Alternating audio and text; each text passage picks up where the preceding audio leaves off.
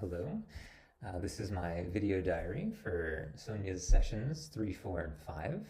I'm going to be starting with the February 8th session on assessment versus evaluation. In this class, we delved into the differences between assessment and evaluation. As a future teacher who's going to have to design a lot of activities and tests, it's great to have more or less a definitive list of every type of test and testing that exists out there so that I can experiment with the options that are available to me. Hopefully, it's going to be able to help me and give me lots more ideas for diversifying my lesson and unit plans for the future, which I'm really excited about, especially for the practicum. As far as the in-class work we did goes, we were supposed to design a test to assess specific assessment criterion, or one specifically, and then we needed to analyze it for the type of test and testing that were involved. Miguel in our group came up with a pretty good idea right off the bat, which helped us to get started with a pretty good example of a test or an assessment that wasn't just a written paper test. However, we weren't the most efficient with our time, and I ended up writing most of the content in the presentation while my team was researching AI tools, but it came together pretty well. We had a solid idea for an assessment. It was a group oral presentation done in class, integrating multiple types of testing at once. My only concern there would be that as an assessment, it's not entirely fair for the kids to do all this work in a single class, do it in groups like that, and then to give them a grade, like a sort of, a grade for a test, as if it's a regular test. Ideally, there'd be more time for individual work and more time for them to rehearse and refine the presentation. As far as the usefulness of the session to my TFM goes, I find this sort of session very useful and interesting because it's teaching us theoretical information that is practical to our everyday planning of lessons and learning units.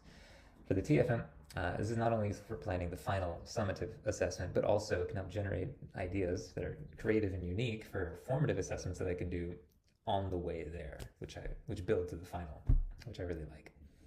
As far as suggestions for the unit, overall it was a solid session. We learned a lot of useful material and then immediately put it into practice. My only critique is that there was a lot of information on the slides about each type of test and testing, and it might have been nice to have those on a piece of paper for us to bring home with us, but I got them off the internet, or off the presentation online, so it's not a problem. And as far as extra material goes, while going through materials on Blackboard, I actually found the 6 strategies for assessment in an ESL classroom. And it actually made me think about the viability of interviews as a form of assessment. In my high school Spanish classes, we had to do interviews sometimes, but they were kind of nerve-wracking, and I personally felt it less stressful to do the pre-recorded assignments. However, I do think that these sorts of interviews are really useful, and I've administered a lot of them in my time as an auxiliar de conversación, so I'd like to find a way to integrate those into my practicum in April. As for session 4, on February 12th, that was about formative assessment. It was interesting and helpful, I think, to focus on how to use formative assessment more effectively and integrate it into existing assessments we'd already created. I'd actually like to find ways to integrate that into some of the shorter sessions we have in the practicum, but overall I think it's a good idea to have more checkpoints throughout the unit to make sure the students are keeping up with the content. I especially like the idea of non-graded assignments that mainly exist to provide as much in-depth useful feedback as possible. And I'm really excited to find ways to weave those into my practicum. As far as the in-class project goes, in class we took our previous class's project, which was the type of assessment that we analyzed for tests and testing, and then defined the formative aspects that were in that assessment. And I think that it went really well. Analyzing our previous work for this type of assessment was a great idea, and it was really satisfying because it not only validated the previous project, but it also helped us to improve it and to add more formative aspects, because we actually found more stuff that we could easily add in there to get the class interacting more and all that. And I really enjoyed it. The group as a whole, we brainstormed together. I helped write half the text, and then I edited the rest, so, good participation all over. As far as usefulness to the TFM goes, this session was essentially a reminder to always be in the process of providing feedback, to always be trying to do something formative during basically every session. And I would like to make sure that students get some sort of feedback basically every single day if I can, for most of the activities we do. I know that's a lot of work, especially when you have a large class like I do. I have 34 kids. But if I can at least do some major checkpoints for feedback, maybe halfway through and at the end, I think that would be fantastic. As far as suggestions go, actually we'd like to talk about the jigsaw. I think that when we do jigsaw activities, they always leave me a little less informed than I otherwise might be. It might be faster and more convenient for the class, but I never fully understand more than one aspect. It's compounded, especially when we split the class into two, and one group watches the video and the other group does the paragraph matching. My issue with that is twofold. First of all, when you're doing the matching paragraphs as a group, you don't learn as much, especially because, for example, my group decided to split the work amongst ourselves to finish on time and do it more efficiently, which is, I thought, was a smart idea. But at the same time, an activity that didn't take much thought took even less. And so I didn't learn as much from that. And my partners, when I came back, describing the video didn't help very much. Whereas the next session, where I got to watch the video myself, it was entertaining, it was informative, and it was great. So I think for me personally, I'd rather just skip the jigsaw and just do the activities. As far as extension material goes for that session, I read the presentation called What Formative Assessment Is and Isn't. And I actually really appreciated the chart that mapped formative learning as a journey from where the learner is, where they're going, and how they're going to get there, enabled by the teacher, the peers, and the learner themselves.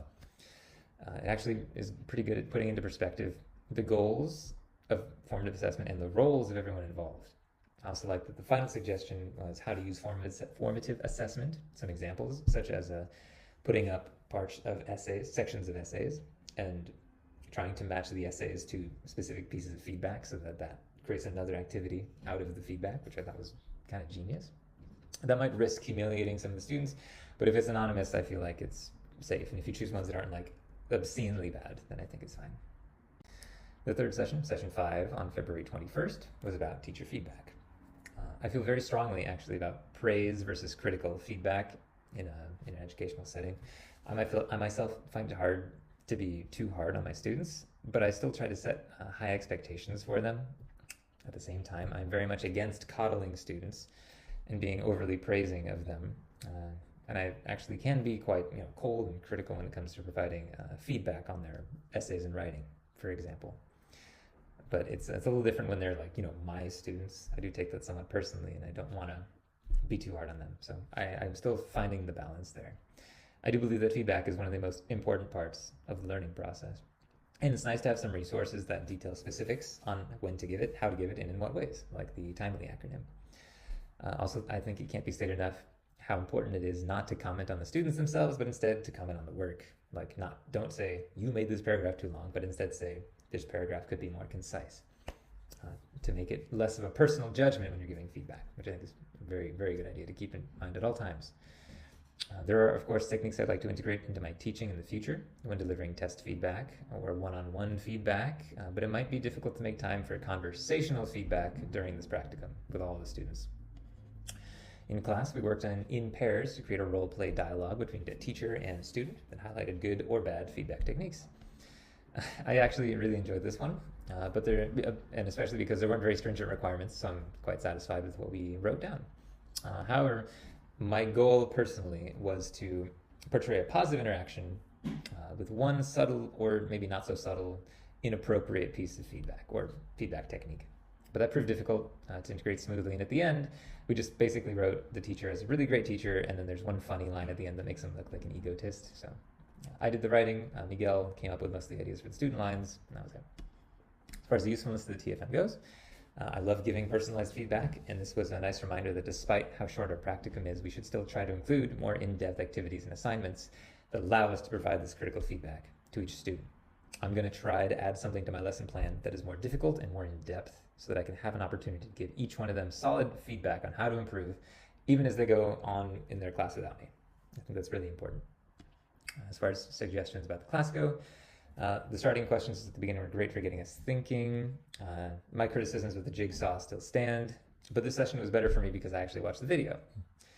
And as far as extension material goes, I read the Fluent U article on the 4 types of feedback and had some interesting ideas. For example, using indirect marks on essays, like simply underlining something and letting the student try to figure out what's there, is actually a good way to get their brains processing and get them interacting with the feedback more, which I think is great. But gotta be careful to make it not too vague. Also love the idea of letting kids play teacher. I think that's we don't talk about that technique very often, I think because it's really complicated to get kids in front of the class being teachers, but I like that idea as well.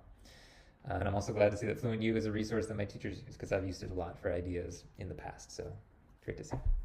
Anyway, these have been my thoughts in my diary on the last 3 sessions we've had. I hope you've enjoyed, and I'll see you in class.